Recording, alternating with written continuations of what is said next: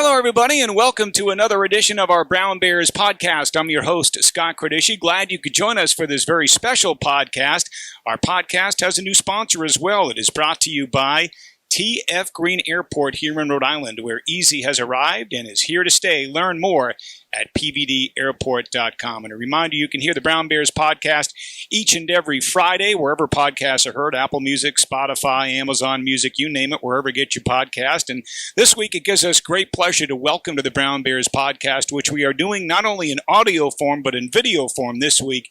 It's the Ivy League champion Brown women's volleyball team, and with us is their head coach, Ahen Kim. Ahen, how are you? Good. Thanks for having us. Well, thank you for being with us, Ahen. And you brought with you two of your student athletes, Kate Sheire, and I apologize. I've been saying Kate Shire. It's Kate Sheire? It is Kate Sheire, yes. Okay. I'm sorry for that. Okay. A sophomore from Arlington, Virginia, and a senior from Menlo Park, California, Kristen Sellers. Kristen, how are you? I'm good. Doing well. Excited to be here. Well, thank you all for being with us. And first of all, congratulations on being Ivy League champs. Thank you. Quite exciting. Yeah. Kate, it had to be really exciting for you because you had that winning kill against the Penn Quakers, right? You swept them 3-0, and your kill wrapped up the Ivy League title. Yeah, it was definitely very exciting to kind of get the chance to do that final blow, but it was a really strong match overall, and I think that it was just kind of the final piece of that came together. You know, Ahen, I remember talking to you before the start of the season, and you gave me a very honest assessment of how you thought the Ivy League might break down and where your team fit, and you thought you'd be near the top of the standings. You weren't quite sure you were ready to be Ivy League champions. Just talk to me a little bit about this season. Obviously, it seems like, I don't want to say you're ahead of schedule, but maybe that's a good way to put it, right? Because I think this team maybe exceeded your expectations. You know, I think when I started here, back in 2018, we knew this would be built year to year. And when COVID kind of shut down the 2020 season, that was going to be a very important developmental year. But the goal was always to, fight for a championship every year and see kind of where we land. And we knew that in 2021 that we'd be really strong. Kate and her class just didn't get to compete as freshmen. So we got a group of young people that never really played together. And so I knew that I felt very strongly that we'd be a top half team, and that, you just don't know how people do in an environment that they've never been in before. I'm talking to my staff and kind of hindsight, like we got 2 springs with the sophomores as having been around in the spring and the summer, and get to just converse with them, work with them, get to know them, and set some expectations. And I think that kind of stuff really translated this year and went a long way. And the part that probably exceeded my expectations is just the maturity of the group overall, and as well as their commitment to stay with our core values and grow through hardship. I mean, hardship that they've never seen before. And that's really the part that's really most impressive about this group. Right. The ability I knew was there because we recruited all these classes to this point, and we said, but you look at our league, and I know a lot of those athletes that committed to those schools. And so we played some good competition this year, and it was very strong competition. And our team was just very resolved and determined to work through all the normal issues that all student athletes go through, conquer them, and then mature through that stuff, and just take complete ownership of the daily activities. And that's kind of what transpired here. Kristen, when you look back at this season, what was that aha moment when you said, you know what, I think our team has a chance to be real good and compete for a championship? Was it the win at Princeton? Was that maybe the moment when you guys realized we're good and we might be that good? I think the moment for me was, we talk about this a lot, was the Yale win, our first Ivy League game. Okay. And defeating them on their home court was a big deal. Like, in my career, in my first 2 years, we had never beaten Yale. I don't even think we've ever taken a set off with them before this year. And so I think when we took them to 5 and it was really close at the very end, and just being able to squeeze that win out on their home court was a big turning point for me. And also at that point, like, we were still figuring a lot of things out. We had a lot of people going in back and forth with injuries. So I think to just pull that off as a team win really flipped the switch for me and said, oh, like, we have a shot at winning this thing this year. So you've been here since the beginning of Coach Kim's tenure. Could you sense that something was building here within this program? Could you see it? Yes. Like, even years ago and where we are today? Yeah, I think each year from my freshman year to now, like, we've been just getting a little bit better each year. And, like, in terms of volleyball skill-wise, but also culturally. Like, we've really taken a look at our core values, reevaluated them each year, decided, like, how we want to go about this thing as a team. And I think, honestly, that's contributed to our success the most. So, Kate, Coach alluded to the fact that they got to work with your class for a couple of years, right? Because of the year we lost, the Ivy League loss to COVID. Was it nice to finally get on the floor this year and compete? I mean, having that lost year as a freshman, a first-year player, it must have been really satisfying to be out there this season. We were definitely very eager to be playing volleyball. I mean, we've been here for a very extended amount of time. We obviously, like Coach said, we've been here straight through the summer doing volleyball, and we had a lot of experience with the coaches in basically any context except a regular game. So I think there was definitely a certain energy that the sophomores brought where we were new to it like the freshmen, but we were very delayed in our start team thing. I mean, you could feel it in the way that we participate in the court, but also the way that we come to practice. We definitely embody gratitude for being able to do this thing. So, Ahen, you were an assistant at American, where that program had tremendous success while you were there. And I'm wondering what the keys are to building a successful program in this sport. For instance, how much of it is recruiting? How much of it is X's and O's? How much of it is maybe establishing a culture and an attitude and a way of doing things? You've seen it, on both sides. You've enjoyed success at multiple programs. What are the keys? Yeah, those are the three things you need, Scott, and you need talent. You need a strong culture where athletes can buy into one another and to the coaches, and coaches have to be to buy into the players too. It kind of goes both ways. I think I talk about the responsibility athletes have to be coachable, and I just remember my first year at American. I believe was probably our deepest, most talented team I ever got to coach, and we weren't able to win the league that year because we were just young, and there were a lot of coachability, maturity issues that we were still growing through.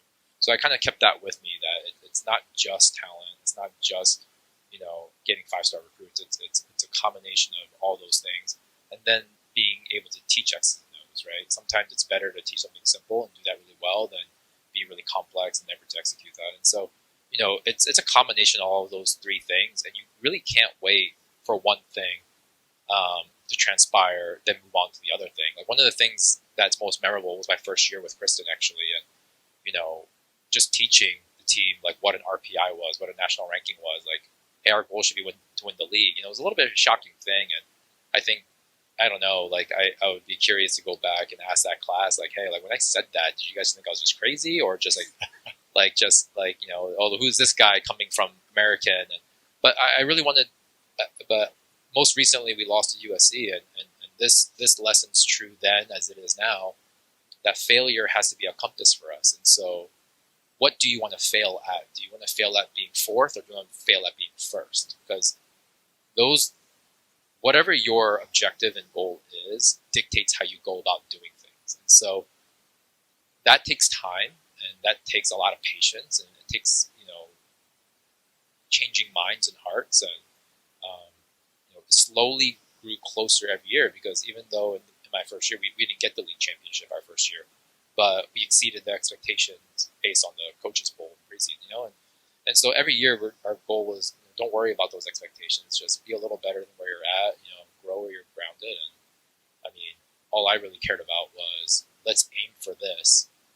Yeah, we might fall short, but we truly had the correct goals in mind, and so we'll learn from that form of failure versus the failure of not trying hard enough, or the failure of, oh man, I wish I tried harder and we're regretful, or hey, we just want to be competitive in this versus we want to try to win this. And I think that mentality shift took time, but I wasn't waiting for this group of athletes to show up. Right? That culture and that mentality needed to start early on, so that as we get better at volleyball and recruits come in over time, that it's already a culture that's there. And Kristen and her class contributed very greatly to making sure we were fertile and making sure we could really take off with that, with impressionable freshmen and sophomores that have never done this before.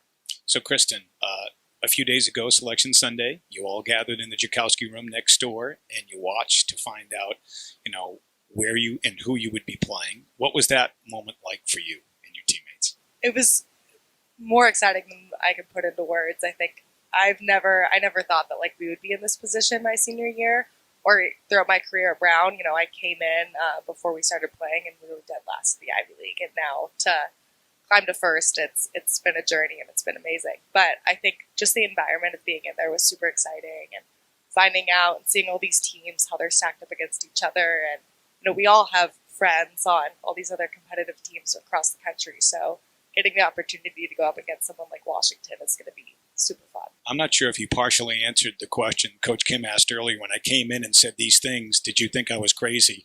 By the sounds of it, maybe you think he was a little crazy with some of the things that he said. I mean, a little bit. I think we came in freshman year. I had no idea what an RPI was when I was a freshman. I probably still couldn't even tell you what it means, but what it stands for.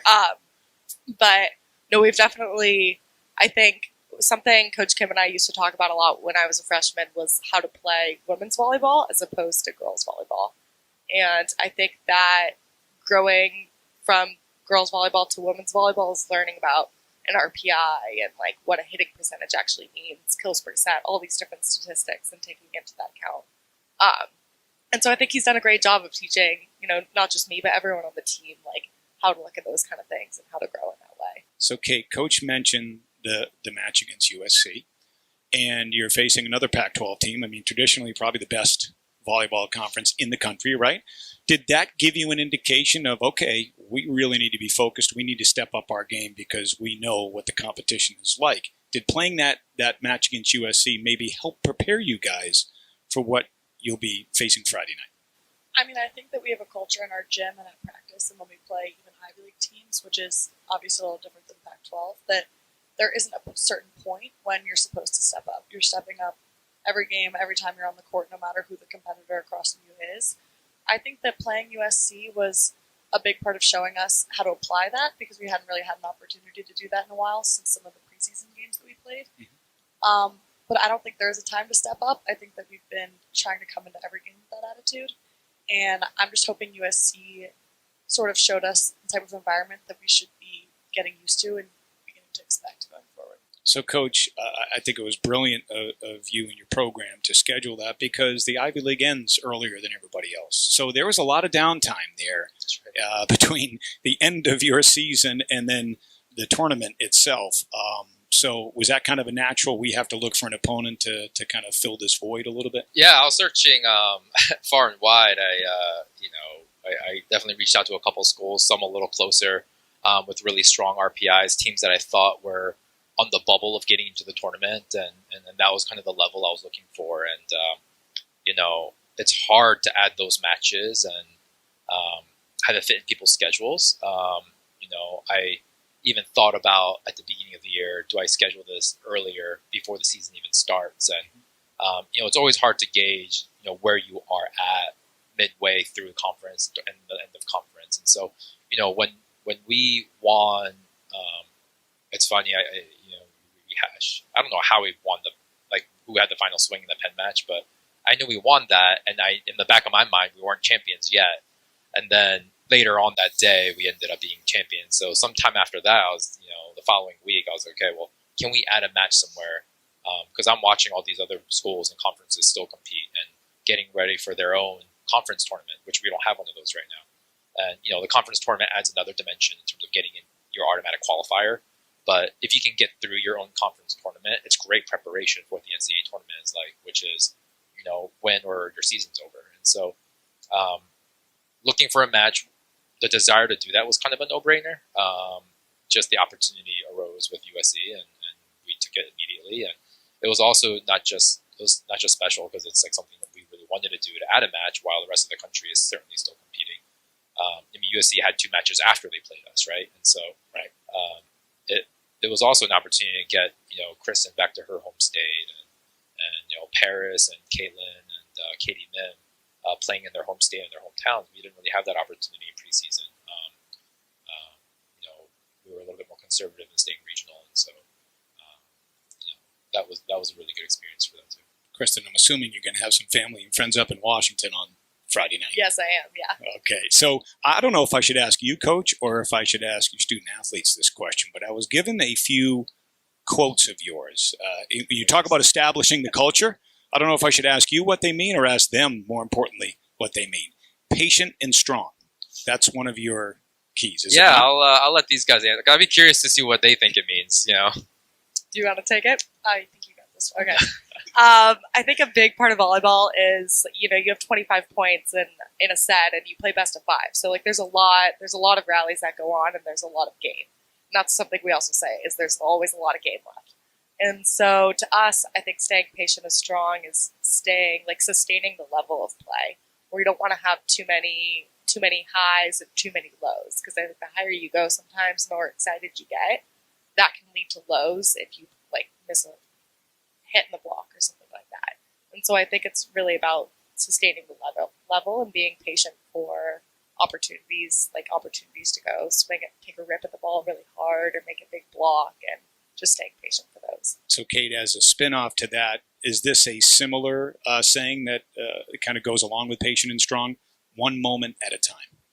Yeah, I do think those go hand in hand, really. You can look at patient and strong in terms of total number of sets that you're looking to win. You can also look at it in an individual rally. You are normally not going to have the opportunity to just rip a ball right to the floor on the first ball. You're looking for openings, you're looking for places you can put a team out of rhythm, and you're trusting that your teammates are going to pick up the next ball and the ball after that. And that's kind of what that means to us. And Coach, how about spinners are winners?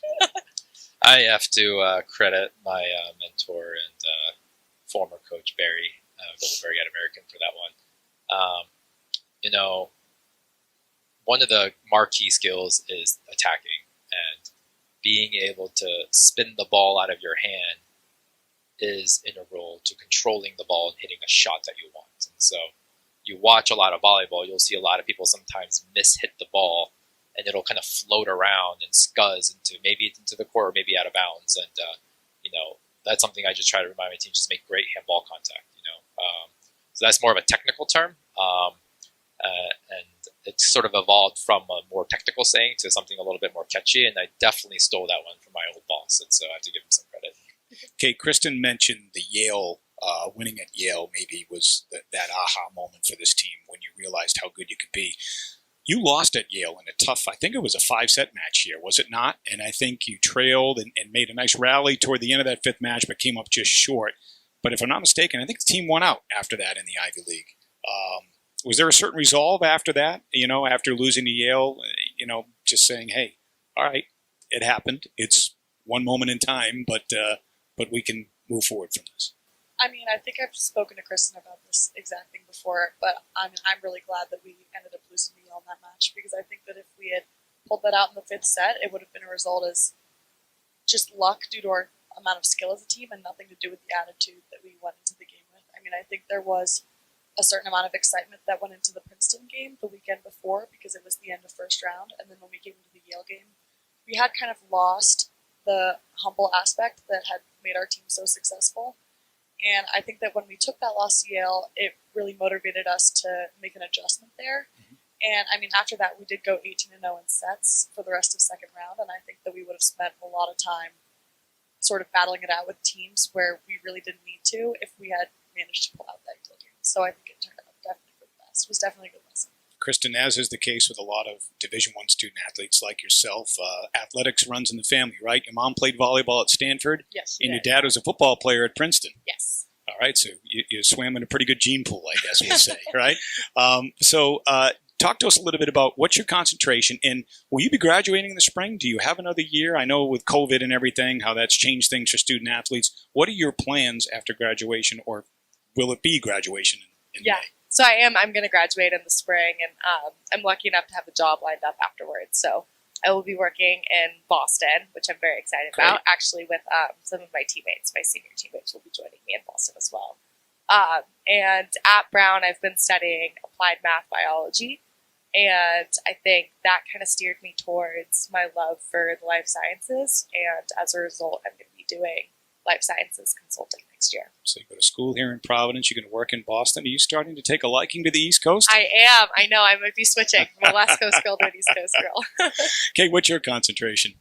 So I don't have to declare for another couple months, but I'm pretty sure that I'm going to be doing economics. Okay, great. So, Coach, tell us a little bit about this trip out to Washington. I know as we record this on Tuesday afternoon, you'll be leaving bright and early tomorrow morning for Logan Airport. Is that correct? Yeah, later tonight, 2:30 a.m. We'll be headed for a 5 a.m. flight here. And so,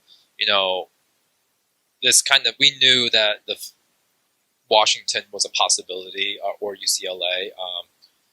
I'm actually kind of still surprised, but we knew it was a possibility, and so the USC trip was really great because it was a quick turnaround time for us to get it together, make a flight out west, and so, I think there's a little bit of tiredness. We had to take practice off yesterday, or really today, in preparation for this trip.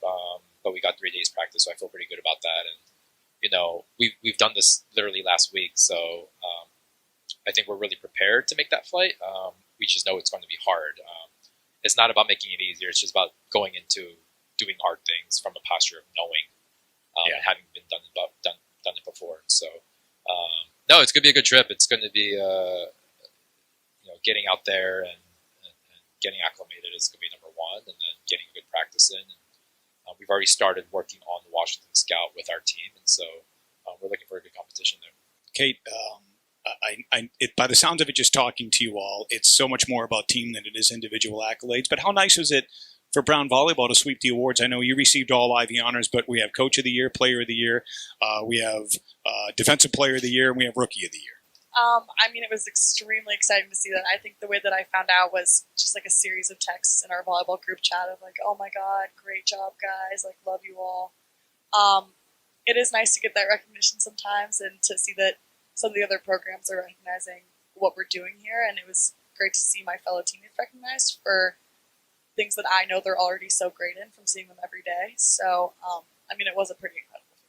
Kristen, what's it going to take on Friday to be at your best to give Washington a run and beat the Huskies? I think we've talked about during practice, but we just got to put together what we know and how to. We got to put together Brown Volleyball. If we play our game, which is really patient and steady, and it's pretty simple, like we can make really great plays, and we can make great defensive moves as well. And so I think if we just keep that little level of competitiveness that we see in the gym every day, like we'll have a shot at this thing. Well, good luck to all of you, and thank you for joining us on the Brown Bears podcast. Thank you for having us. Thank you. Thank you, Scott. All right, Coach Ahen Kim, Kate Sheire, and Kristen Sellers, our guest on the Brown Bears podcast.